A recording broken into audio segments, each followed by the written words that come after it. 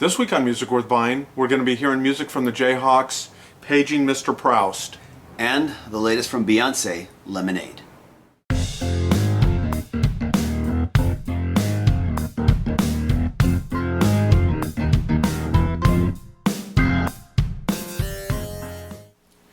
Welcome to Music Worth Buying, everybody. My name is Robert Kinsler, and I'm a music writer and a musician. And my name is TJR. I'm a musician and a music writer. Now, I'm going to kick things off with a question, if that's Sure, okay. yeah. Okay. What band, formed in 1985, has been commercially acclaimed and influenced a slew of great artists, and just came out with their 9th album? No brainer, Radiohead. You're actually right on that, but I actually had another band in mind. Okay. And that is the Jayhawks. 30 years ago, the Jayhawks came out with their self-titled debut. Great band out of Minneapolis, Americana band actually. Nice. Back before Americana was all the rage, and actually just recently, Billboard charts now have an Americana chart now. You know, they've broken it out from country and stuff. The Jayhawks have since come out with just some, and I pretty much own them all. Sorry about that, TJ. I own so many of their albums. Their latest album, though, is called Paging Mr. Proust, and it's their 9th album. I just love this album. I mean, I listened to it the same week as Radiohead, which we featured on the show, and new album. I thought about bringing this one in, but I said, you know what, I'll bring in another episode because I wanted to live with the songs a little bit more, and just totally blowing me away. Ranks with Radiohead as one of my top albums of the year, and just a tremendous achievement. It does feature the band's longtime leader, Gary Lewis, and I'm going to go ahead and read these names because they are a little bit tricky for me here. And he handles guitar and lead vocals. Karen Grotberg, she's on keyboards and vocals. Mark Perlman is on bass, that's easier. Tim O'Regan is vocals, drums, and they have a newcomer in the band named Craig Johnson, and he's also on electric guitar. And I just love this album. I mean, it delves into Baroque pop, Americana, power pop, alt country, kind of all the things that the Jayhawks have done previously, but this really kind of synthesizes everything together into just some great songs, which is kind of what we've come to expect. So why don't we listen to a little bit of the first song I'm going to feature, and that one's called Quiet Corners and Empty Spaces. Okay, cool. Hey now, catch me quick before I walk away. Tell me if there's something I should say.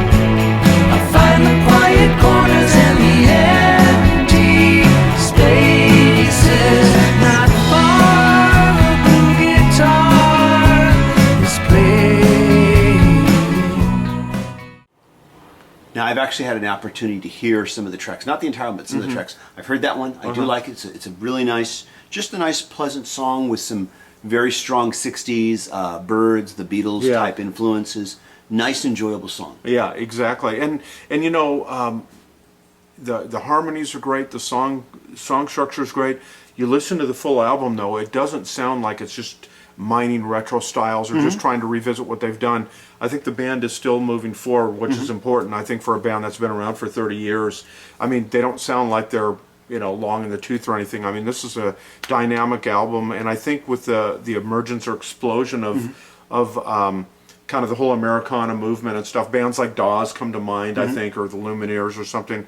I think the Jayhawks are still at the very, you know, edge of the spear. They're still just as good as all those young bands that have come up behind them. They're still kind of leading the way in many ways. You know, just doing a great job. And let's talk a little bit about the package. This is, and you always help me out with this, like you said, it's a Trive. I would say, three-way gatefold. Three-way gatefold, exactly. He's always the expert on all this autofold stuff. Just a beautiful package here, you know. And, you know, you get close, you can kind of see some members of the bands and stuff. And, you know, it's all their albums have kind of different artwork, kind of different concept. I don't know where this title comes from, you know, but, you know, the music is sure great. Is there a booklet with this one? Yeah, there is a booklet in here. Very nice. It kind of repeats the cover. And you can see here it has all the lyrics, and they're very easy to read. You know, not a lot of color in it, but you do have kind of the black and white kind of, you know, kind of a retro kind of feel to it. But I guess the important thing is here you can see the lyrics very, very clearly, easy to read. You can. Yeah, very easy to read. And, you know, I know the first song we listened to is kind of more on the maybe post-power pop side. Like you said, the Byrds come to mind. This next song, what I thought we'd do is kind of more of an alt-country band. This album was actually produced by Gary Louris, the leader of the band, along with Peter Buck of REM fame, and also Tucker, I think it's pronounced Martine. And so maybe REM might come to mind a little bit with that first song, but I think this song kind of taps into more where the Jayhawks came from, a little bit more of the alt-country sound. And this song is called The Devil Is in Her Eye. And let's listen to a little bit of that one. Sure. Hailstones and butterscotch, firewalls, forget-me-nots. Baby, won't you take a chance on me? Heels dug in and braced to fall, hung my holster on your wall. Baby, won't you take a chance on me?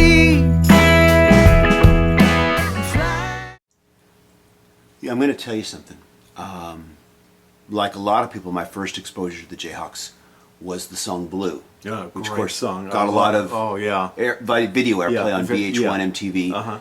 And that song, I'll tell you, to this day, that song can bring me to tears. Oh, yeah. And sometimes I'm not even sure why all the time, why it is doing that to me. It just has that effect on me. And I'll admit, as I would then try, something new from the Jayhawks, let me listen to it. And to me, it's like nothing seemed to live up to Blue. Nothing seemed to like be as good as that. And this is just my opinion. Yeah. And nothing seemed to really connect with me like that song did. When I heard the tracks from this album, and I haven't heard the entire album, but I've heard a number of tracks from it.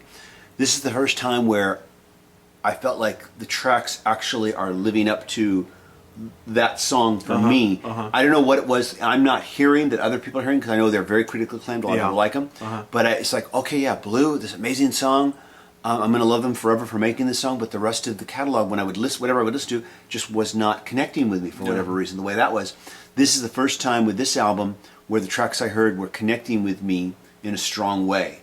And that song, actually, you were saying alt country. The chorus. Don't ask me why. Yeah. Makes me think of George Harrison. Yeah. That's interesting. Yeah, exactly. And they blend a lot of things here subliminally almost. It's like, on this one, like the beginning, it comes on, I go, oh, it kind of sounds like a Neil Young song or something. But then it goes other places. They bring in other things into the mix. Maybe because I'm hearing the harmonica, or maybe that drum beat sounds like something off, that like Harvesty or something the drum like beat, that. I hear you. But they definitely have created their own little sonic place where they occupy, and it works for me. And I know what you're saying. I mean, on every Jayhawks album, there'll be one or two songs that are my standout favorites. But I think they're very consistent, and it's like I pretty much enjoy all the songs. But I know what you're saying. I mean, you're going to have favorites. Obviously, maybe I'm not there, hearing what a lot of other people are hearing, because I know a lot of people are hearing it very differently, because they're responding so strongly to the Jayhawks, because they are so critically acclaimed. Yeah.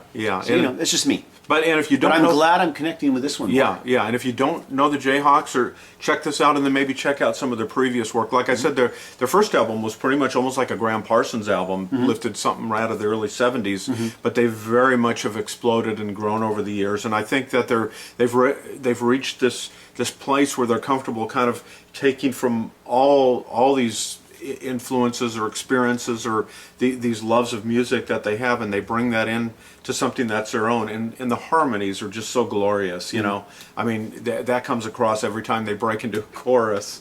It's kind of like the Jayhawks are to Americana what Radiohead It is to experimental rock. There you just go, very, yeah. just very consistent. That's why you're making that comparison. Yeah, and they are out of Minneapolis, so come out right from America's heartland. So very appropriate, that they're doing. Now, who did you bring in today? Well, okay, so Beyonce is not exactly an artist that's on my radar that much. I'll be honest. Okay, I mean, I like some of her hit singles over the years. That's a fun, catchy dance tune. I liked. I think it was called "Crazy Drunk in Love." I enjoyed that song, but not really on my radar. Maybe if I listened to some of the album, I would like, that's nice, but it's not really. It's like, okay, I guess if you like that sort of thing, this is the sort of thing that you like. Yeah. Actually, someone on YouTube actually said, "Have you heard the new Beyonce album?" Someone commented to me, and I said, no, but I'm going to now. And I listened to the album. First played it on Tidal. I was impressed. And in fact, so impressed that I thought, wait a minute, did I miss something all these years ago? I mean, have I been missing something? I went back to her last album, which, like this album, she released just sort of surprisingly, without any fanfare, just like, boom, here it is, you know, and surprised people. And I listened to some of that, thought, you know, just not doing that much for me, you know, and I just, you know, but unlike this album where on first listens, I was like, whoa, what's this? Hold on, let me hear this. Yeah. You know, and I'm like, wow, okay, cool, you know. Some of this sounds like what I would describe as maybe the Beyonce that I'm used to here, that I'm used to in the past. And that's not necessarily bad. Like I said, I've liked some of her hits, just haven't really responded that hugely to her albums. But more often than not, I've found myself responding very tremendously to this album.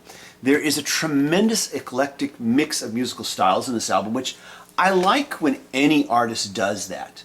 I always kind of say, you know, an album, when you're making an album, and as someone who's made albums, you have to think of your album as like a meal. And if all you serve is steak, you can serve a great steak. Yeah. And every song can be a great steak, but it gets boring if every song is just steak. Yeah. You got to have some fruit, you got to have some salad, you got to have some some mashed potatoes or some sweet potatoes.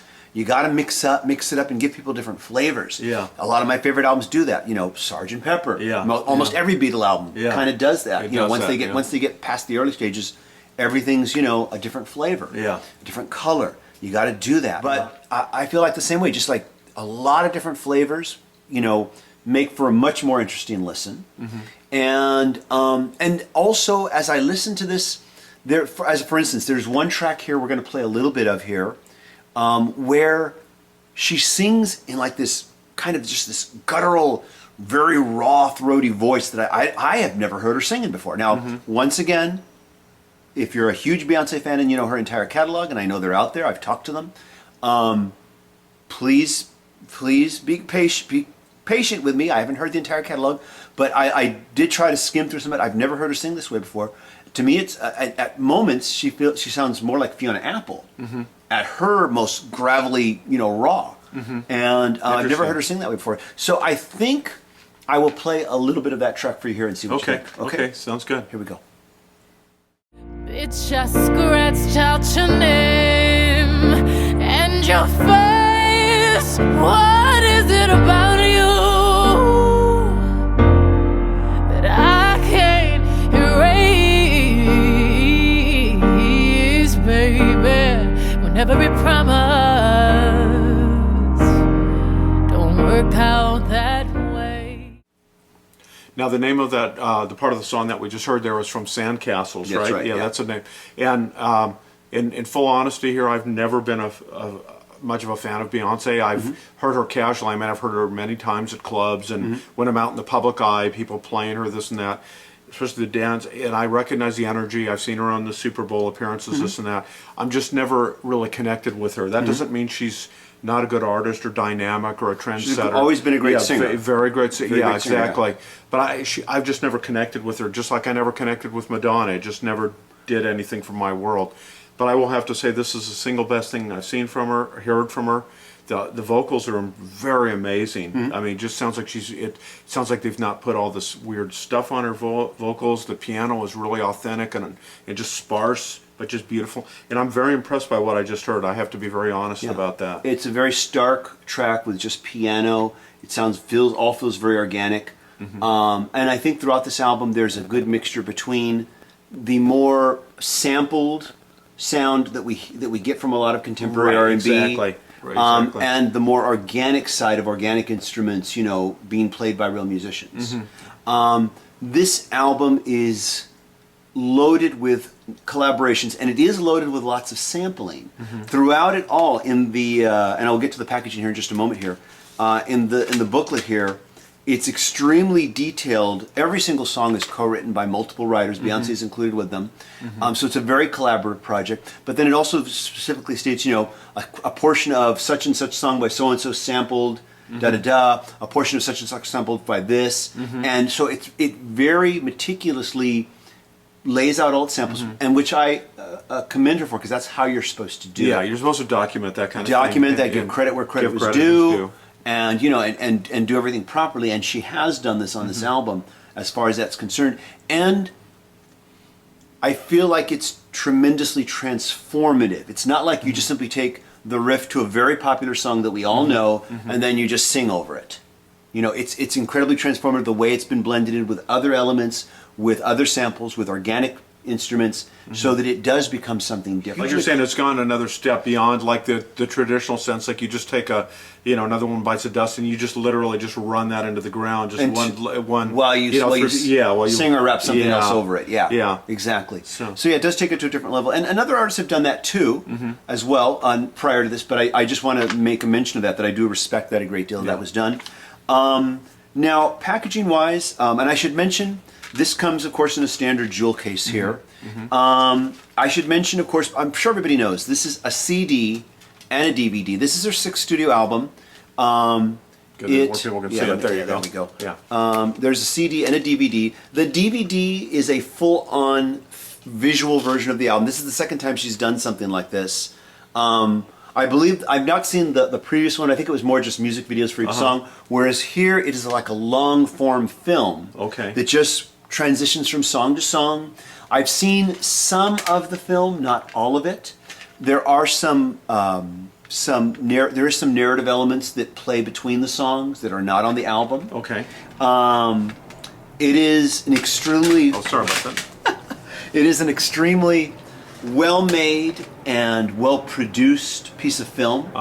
Oh yeah, and the booklet has tons of pictures. Yeah, because it's very impressive. That's why I was trying to grab for that. Yeah, very nice. You can see really nice packaging. These images are mostly from the film. The images we're seeing really here. Nice. I like the imagery in the booklet. The only thing I'm disappointed with is, because I liked a lot of the lyrics as I was listening to them, I wish all the lyrics had been enclosed. They're not. It's just the images, different images for each song title, and then the liner notes here on the back. So I'm a little disappointed with that aspect of it. I'm glad that I didn't watch the film right away, that I listened to the album a couple times by itself, let the music create its own images in my head first before I watched the whole film. It is a nicely made film. She has the budget, of course, to make this kind of an expansive, video production. And I'm not criticizing that. I'm actually complimenting this, because I'm thinking for major artists, this might be a very good idea for more artists to do this. For the simple reason that it creates a more immersive experience and creates more of a reason to pick up the physical album versus just a download or streaming it, to get a more immersive experience. And because it will, and I'm assuming that it will make people want to more or less, let me read these liner notes, let me see more of what's going on this album. I have a feeling that this type of a production, from when it's a major artist, because they can hopefully afford to do this, I would think. I know not every artist can afford to do this. This is a big production, a big undertaking, but that it creates a more immersive experience. Yeah, this costs a little bit more than the average album does, but not too much more, and certainly no more than you'd spend if you bought a DVD or a Blu-ray. Certainly no more than that. So because you are getting the CD and the DVD with it. Exactly. So I do. Well, I'm sure that other artists may have done this before, a visual album. Prior to this, I'm just guessing that. Maybe I'm wrong, but I think that the way she's done it here is maybe a good template for other artists to maybe try to follow. Yeah. And so I'm going to play another track here. This is one entitled "Freedom" that I particularly like. Here we go. Great. Freedom, freedom, I can't move. Freedom, cut me loose. Yeah. Freedom, freedom, where are you? 'Cause I need freedom too. I break chains all by myself. Won't let my freedom rot in hell. Hey, I'ma keep on running, 'cause the winner don't quit on themselves. And that's a little bit of Freedom off Lemonade, the new Beyonce album, and listening to that, what occurred to me is just it seems like she's really pushing herself with her vocals. Very guttural. I mean, she's really digging deep, trying to like you said, going beyond kind of like what I would say the typical kind of voice that a lot of modern day R&B artists use, kind of with the trilling and all that stuff that I don't want to pick on American Idol, but kind of what you see with some of the female vocalists on American Idol. And instead, she's almost hearkening back to some of the 60s and 70s soul singers and kind of what they did. And I really like that. I just like the whole groove of the song. I know that portions of it have been sampled from some international, I can't think of the band's name, but it's an international group. But like I said, there's a lot going on as far as just collaboration with every single one of these tracks. But I like the end result. You know, you and I are more used to the idea of where it's just one person's vision. It's maybe it's like one solo artist's vision, or it's a band where it's this collective of these four people who they create this one vision. Here we have a much more collaborative effort, and collaborative efforts can either sometimes be very watered down, or they can really produce amazing results, as with this album. And the same thing with the one vision concept. A one vision concept sometimes become too self-indulgent, or it can produce an amazing piece of visionary work.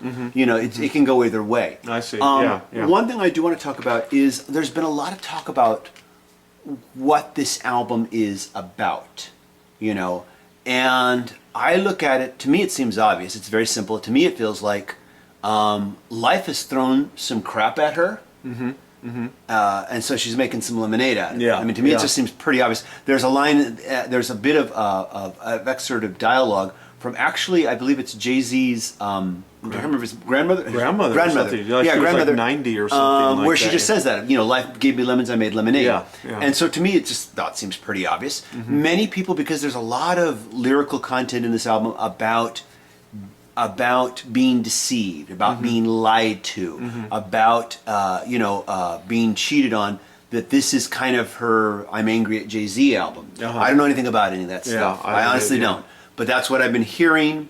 I heard another critic talk about how there's more social political message about the role of women in life, about how they are expected to meet certain standards of beauty, our patriarchal society. I can hear some of that in here. And it's interesting that that's coming from an artist like Beyonce, who most men consider to be one of the hottest women in the world. And maybe that's why I've never taken her that seriously before. Maybe I have that prejudice, but and I can hear some of that. But then I guess it must be pretty intense for someone like her, who is considered to be so gorgeous that she has to make this like you have to maintain this if you want to keep your popularity. That must also contain with it unbelievable pressures as well. And I can hear where some of that comes out in this album. But mostly, I think when I listen to this album, and this is just me, and I haven't bothered to read anything that she might have said what it's about, I think it's a lot about self-determination. Yeah, making lemonade out of lemons, but self-determination, about dealing with the crap that life throws at you. And it's all to me, it's very universal themes, but it's dealt in a very individual manner, the way the lyrics conquer and talk about it. And once again, I know all of it's very collaborative, including the lyrics, but it's very well done collaboration. Anyhow, though, so I'm glad I discovered this. Yeah, very good. Well, thanks for bringing lemonade in. I think that's very good. Thanks for bringing in the Jayhawks. Yeah. I'm glad that I'm better connecting with the Jayhawks album more than I ever have before. I'm glad for that. So next time, we just want to thank you for watching. Thank you for subscribing. Thank you for sharing the show on your social media. We do appreciate it. Until next time, my name's TJR. You can check out my music at tjrmusic.com and go to my YouTube channel, which is youtube.com/TJRTheOriginal. And my name is Robert Kinsler, and of course you can read more of my work at ocregister.com and right here at musicworthbuying.com. Right on. And we'll just see you next time. Thanks so much for watching. Take care. See you later, everybody. Bye.